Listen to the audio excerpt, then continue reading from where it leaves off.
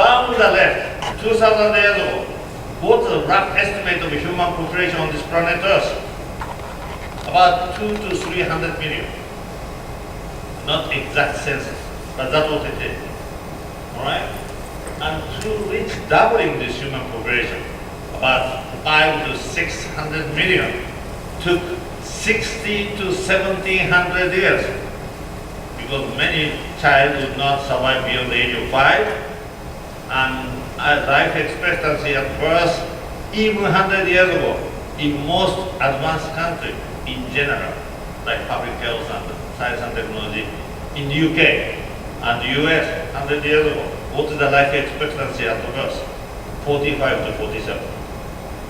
Right? Now, so subsequent 3 to 400 years, that means it took 15 to 1600 years to double this population. But towards the turn of the 20th century, human population on planet Earth became 1.6 billion. That means 4 times over subsequent 300 years.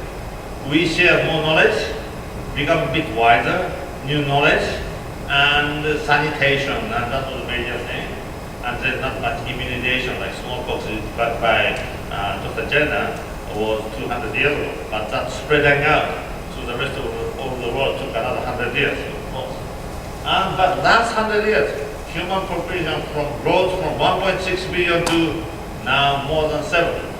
4 times over last 400, up just only 100 years over the last 100 years. 4 times human population explosion. Why that happened? We live longer, and baby infant deaths become much less. Immunization, sanitation, many medication, diagnosis, antibiotics, and so on. Infection is a major cause of death in the young, and also malnutrition. So like 4 times, and we take it for granted. Life expectancy at birth in many countries, like Japan, for women 88, men 78 or 80. Isn't that crazy? Maybe not. We call it collectively progress in science and technology as engineers, right? We progress so far to make such a human population explosion, which threatens biodiversity, demand for energy, space to live, urbanization, transportation, and communication. That's one thing. Second is connectivity. That's become massively and much faster, mobile, and that's the recent trend. See what happened. That happened over the last 20 years.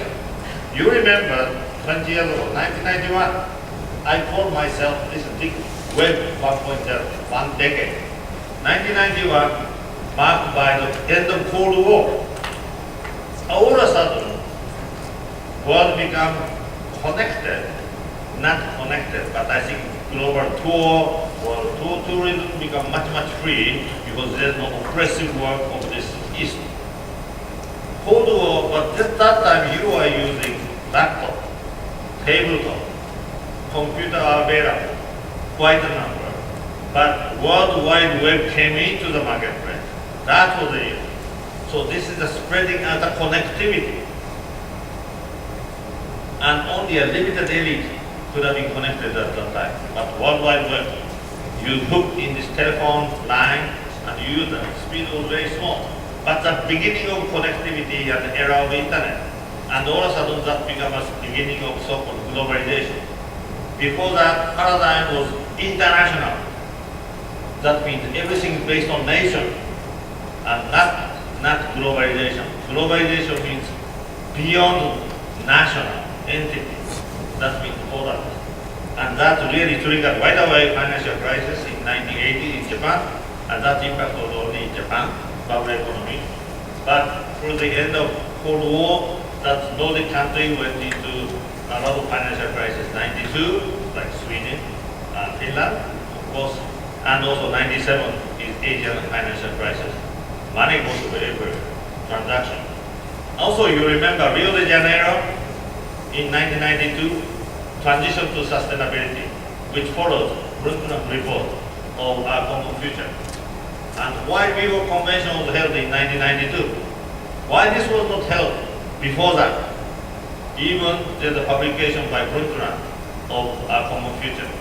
Of course, due to Cold War, both sides had 6,000 of ballistic missiles with nuclear warhead. And even though we knew the sustainability issue and the common future by Plenary of UN, that's not the highest political agenda at that time. So with the end of Cold War and dissolution of Soviet Union and the UN hosted the Rio Convention, that's what it is. That was first 10 years, 6 years of this war. That made a big change. And then next 10 years is just the beginning of new century. You remember that year 2000, the computer thing, but nothing happened.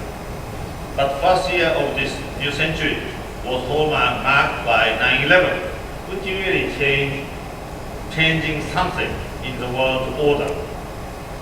Crash of civilization, perhaps, Christians against Islam, I'm not so sure.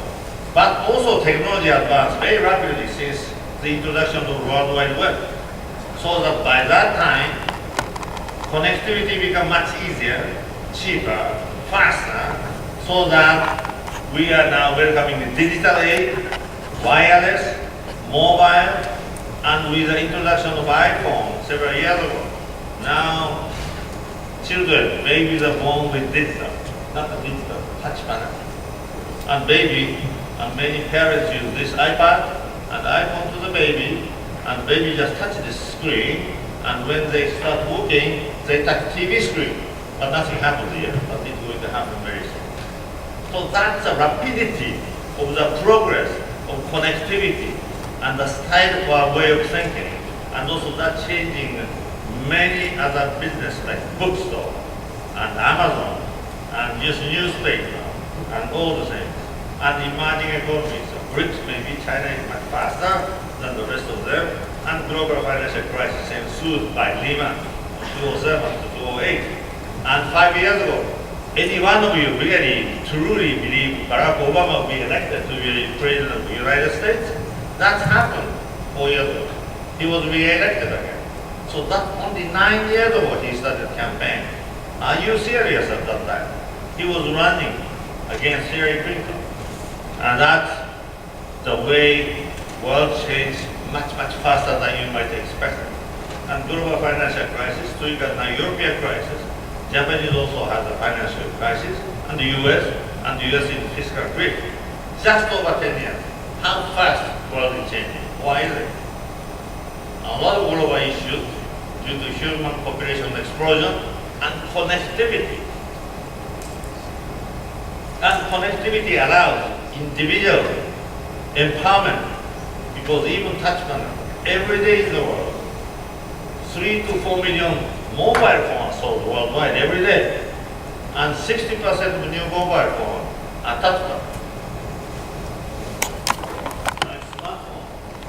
So now you have in your pocket 2 or 3 computers and access, even much easier, touch panel. So that's happened over the last few years. Now what's happened? Now another 10 years went by. Now we went into the second decade of new century. Now what happened?